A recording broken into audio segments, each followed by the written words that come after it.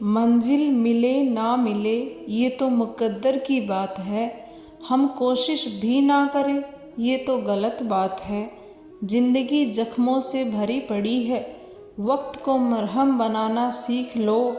हारना तो है एक दिन मौत से, फिलहाल जिंदगी जीना सीख लो।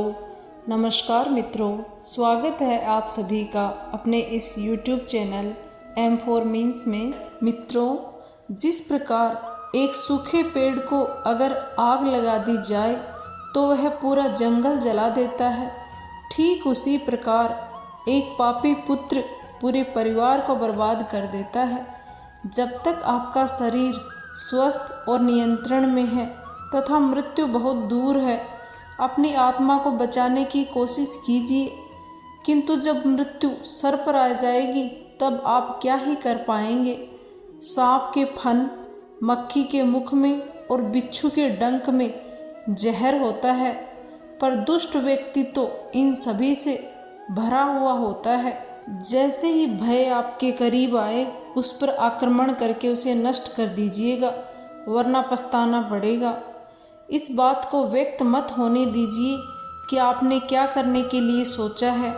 बुद्धिमानी से इसे रहस्य बनाए रखिए और इस पर काम करने के लिए अपने आप को दृढ़ बनाए रखें।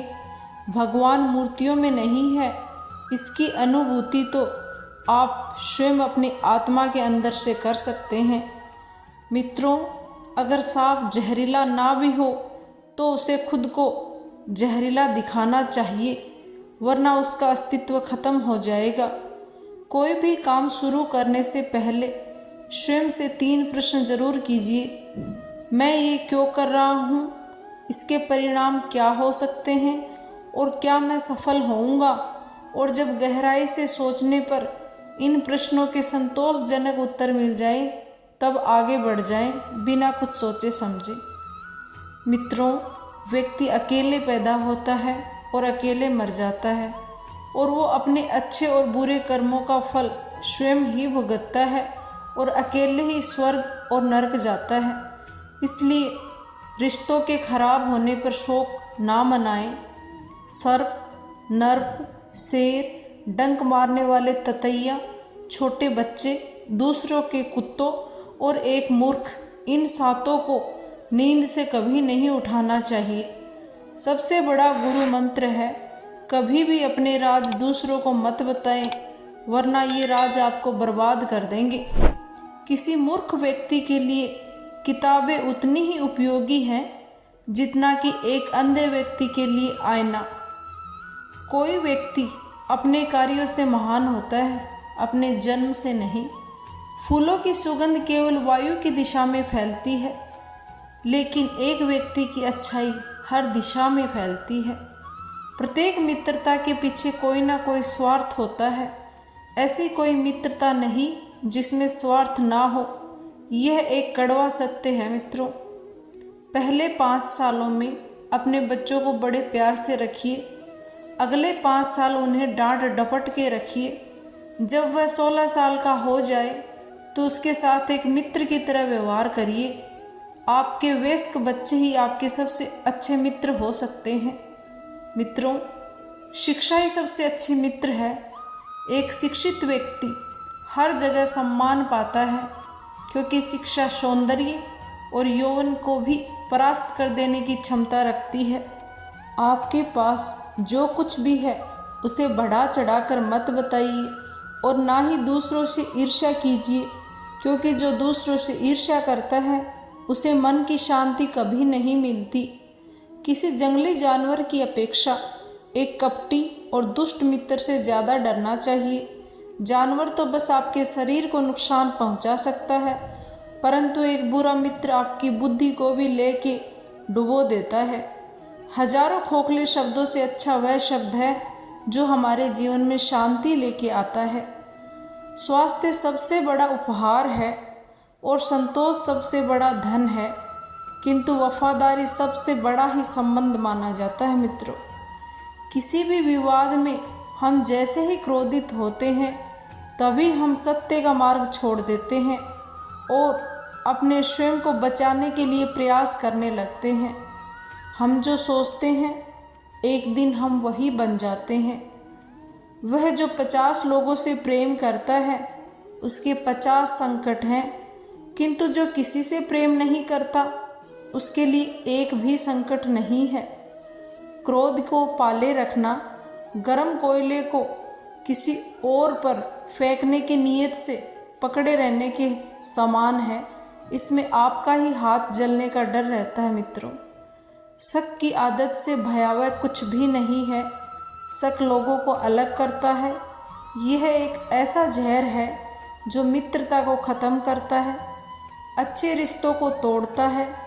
यह एक कांटा है जो चोटिल करता है, एक तलवार है जो वध तक कर देती है। हे अर्जुन, मैं उन्हें ज्ञान देता हूँ जो सदा मुझसे जुड़े रहते हैं और जो मुझसे प्रेम करते हैं। तुम उसके लिए शोक करते हो जो शोक करने के योग्य ही नहीं है और फिर भी ज्ञान की बातें करते हो। बुद्धिमान व्यक्ति ना ही जीवित और ना ही मृत व्यक्ति के लिए शोक करते हैं। कर्म उसे कभी नहीं बांधता जिसने कर्म का त्याग कर दिया है। हे अर्जुन, निर्माण केवल पहले से मौजूद चीज़ों का प्रक्षेपण है। जो व्यक्ति आध्यात्मिक जागरूकता के शिखर तक पहुंच चुके हैं उनका मार्ग है निस्वार्थ कर्म। जो भगवान के साथ संयोजित हो चुके हैं उनका मार्ग है स्थिरता और मन की शांति। मैं धरती की मधुर सुगंध हूँ, मैं अग्नि की ऊष्मा हूँ। सभी जीवित प्राणियों का जीवन और सन्यासियों का आत्म संयम भी मैं ही हूँ। मैं सभी प्राणियों को समान रूप से देखता हूँ। ना कोई मुझे कम प्रिय है ना ही अधिक, लेकिन जो मेरी प्रेम पूर्वक आराधना करते हैं वो मेरे भीतर रहते हैं और मैं एक दिन उनके जीवन में अवश्य ही आता हूँ। मन अशांत है और उसे नियंत्रित करना कठिन है, लेकिन अभ्यास से इसे वश में किया जा सकता है, इसलिए घबराएं न। यद्यपि मैं इस पूरी ब्रह्मांड का रचयिता हूँ, लेकिन सभी को ये ज्ञात होना चाहिए कि मैं कुछ नहीं करता और मैं अनंत हूँ। किसी और का काम पूर्णता से करने से कहीं अच्छा है कि आप अपना काम करें, भले ही उसे अपूर्णता से करना पड़े। वह जो इस ज्ञान में विश्वास नहीं रखते कि मुझे प्राप्त किए बिना जन्म और मृत्यु के चक्र का अनुगमन करते रहते हैं, वह जो मृत्यु के समय मुझे स्मरण करते हुए अपना शरीर त्यागता है वह मेरे धाम को प्राप्त होता है। इसमें संदेह वाली कोई बात नहीं है। अप्राकृतिक कर्म बहुत तनाव उत्पन्न करता है। भगवान प्रत्येक वस्तु में है और सबके ऊपर भी है। अपने अनिवार्य कार्य करो, क्योंकि वास्तव में कार्य करना निष्क्रियता से ज़्यादा बेहतर है। जो कोई भी जिस किसी भी देवता की पूजा विश्वास के साथ करने की इच्छा रखता है, हे अर्जुन, मैं उसका विश्वास उसी देवता में दृढ़ कर देता हूँ। ज्ञानी व्यक्ति को कर्म के प्रतिफल की अपेक्षा कर रहे अज्ञानी व्यक्ति के दिमाग को अस्थिर नहीं करना चाहिए। कर्म योग वास्तव में एक परम रहस्य है। मैं सभी प्राणियों के हृदय में विद्यमान हूँ। मनुष्य अपने विश्वास से निर्मित होता है। जैसा विश्वास वो करता है वैसा ही बन जाता है। वह जो वास्तविकता में मेरे उत्कृष्ट जन्म और गतिविधियों को समझता है वह शरीर त्यागने के बाद पुनः जन्म नहीं लेता और मेरे धाम को प्राप्त होता है। आशा करती हूँ मित्रों आपको आज का वीडियो पसंद आया होगा।